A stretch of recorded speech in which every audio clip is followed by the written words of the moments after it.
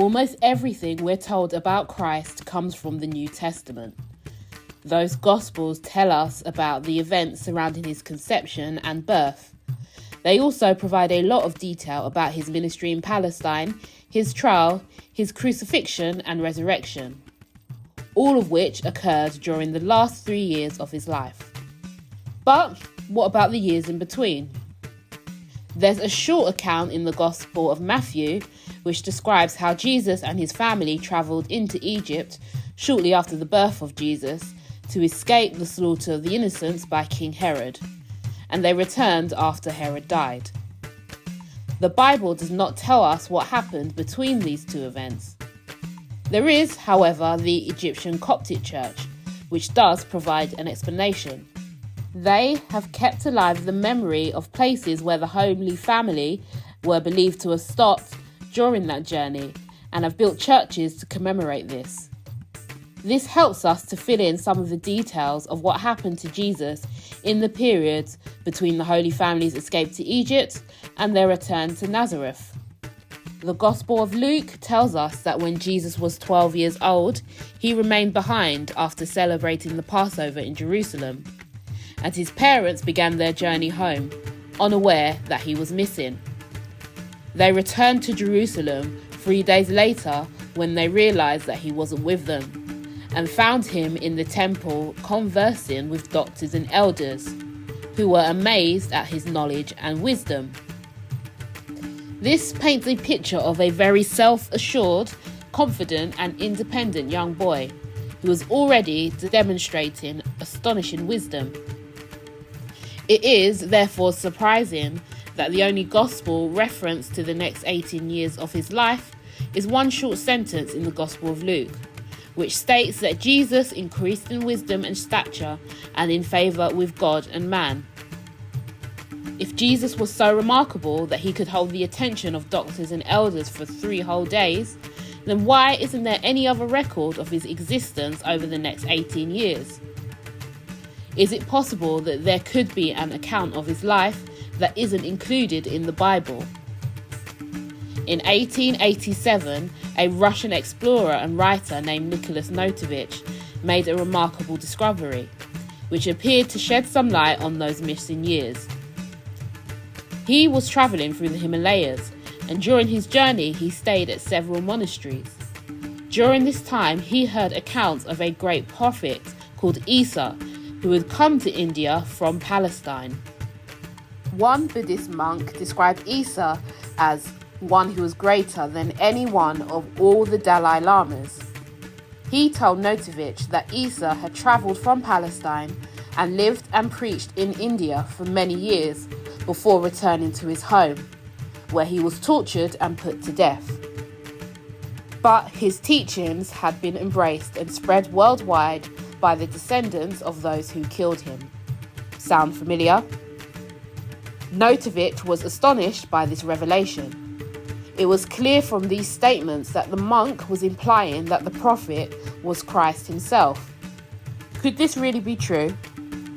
It certainly seems possible, as the name Issa is the Arabic for Yeshua, which is Hebrew for Jesus. Notovich then went on to travel deeper into the Himalayas, where he visited the Hemi Monastery, which is the largest Buddhist monastery in the area. He arrived during a festival and witnessed musical performances and dancing. When this ended, the chief lama invited Notovich to join him for some refreshments. They talked together, at first discussing the performances, but eventually Notovich brought up the subject of the prophet Issa. The lama confirmed that the story of Issa was true, and revealed that there were over 80,000 ancient scrolls held in the Lhasa monastery, where the Dalai Lama lived in Tibet. Many of these scrolls recorded the lives of important Buddhist saints, including Issa. He explained that these were written in Pali, which is the sacred language in Buddhism. He told Notovich that if he ever returned to the monastery, he would find these scrolls and show them to him. It didn't take long for this to happen. A few days later, Notovich fell off his horse and broke his leg. forcing him to return to the Hemis, where the monks took care of him. During this time, the chief lama brought 2 large scrolls to him, and he read out various verses which related to Issa. These verses were translated from Tibetan by Notovitch's interpreter, revealing an extraordinary account of Jesus' life. The document told of a divine child named Issa, who was born in Israel to devout parents. Throughout his childhood, he demonstrated a deep understanding of spiritual matters, and he was wise beyond his years. When he reached the age of 13, an age where many Jewish males traditionally became engaged, Issa was expected to take a wife. Rich and noble people began to call at his parents' house, wishing to make this special child their son-in-law. But Issa didn't want to get married. Instead, he ran away and joined a group of travelling merchants who were heading east. They planned to travel through Palestine, into Persia, India, and then China. Jesus stayed with this group of travellers until they reached the Punjab in India, where they parted ways. He was just 14 years old. His fame quickly grew as he travelled south beyond the Punjab before living amongst the Jain devotees. Word quickly spread about this young boy, and the Jains pleaded for him to remain with them. But, thirsty for knowledge, Issa left to continue his journey eastwards. He stopped at Jagannath, which is now known as Puri. He was warmly welcomed by Brahmin priests and stayed there for 6 years. He studied the Hindu scriptures and travelled around the holy cities in the area. He was loved by all and happily mixed with the poor, reminding the people that they were all equal in God's eyes. He also criticised the Brahmin priests for their idol worship and their contempt for those born into lower castes. The priests were angered by this, and they sent servants to kill Issa. But hearing that his life was in danger, Issa escaped at night and began journeying north. He arrived in Tibet, and he stayed with Buddhist monks, perfecting his knowledge of the sacred Pali language and studying and teaching the sacred texts. He remained there for another 6 years before leaving to begin the long journey back west to his homeland in Palestine. Issa's reputation grew and spread to neighbouring countries. And so, when his journey brought him back into Persia, the Zoroastrian priests became alarmed and forbid their people to listen to him. But despite this warning, the people in all of the villages welcomed Issa and listened to his teachings. Eventually, the priests gave orders for Issa to be arrested and brought before the high priest for questioning. The high priest accused him of blasphemy and sowing doubt into the hearts of the believers. But Issa bravely told the priest that he should stop worshipping the sun, which was not God, just a part of God's creation. He instructed them to worship the creator of all things. After hearing this, the priest decided not to honour live Jesus, but they did banish him.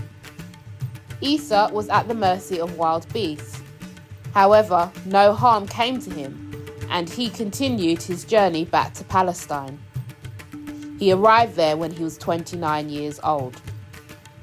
The next part of the story was apparently written 3 to 4 years after Issa's death. It describes how merchants continued to deliver Issa's teachings to the Palestinian people, which attracted thousands of followers, until eventually the authorities noticed and decided to act. The scroll told of the arrest and trial and crucifixion of Issa in similar circumstances to the gospel accounts of Jesus in the Bible. But there was one minor difference. The Bible tells us that the Jewish priests ordered Jesus to be crucified, and the manuscripts claim that it was Pilate who wanted to put Jesus to death, and the priests tried to argue for his release. After Notovich had completed his journey, he wrote an account of his amazing discovery. He showed it to a cardinal in Rome, who tried to bribe Notovich into silence. He refused the offer. He eventually published the book in France in 1894.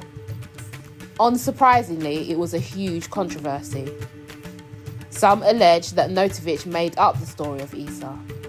Others claim that the Buddhist account of the life of Jesus couldn't be trusted, and there were even those who claimed that Notovich hadn't travelled to Lark and questioned if the Hemi monastery was even real.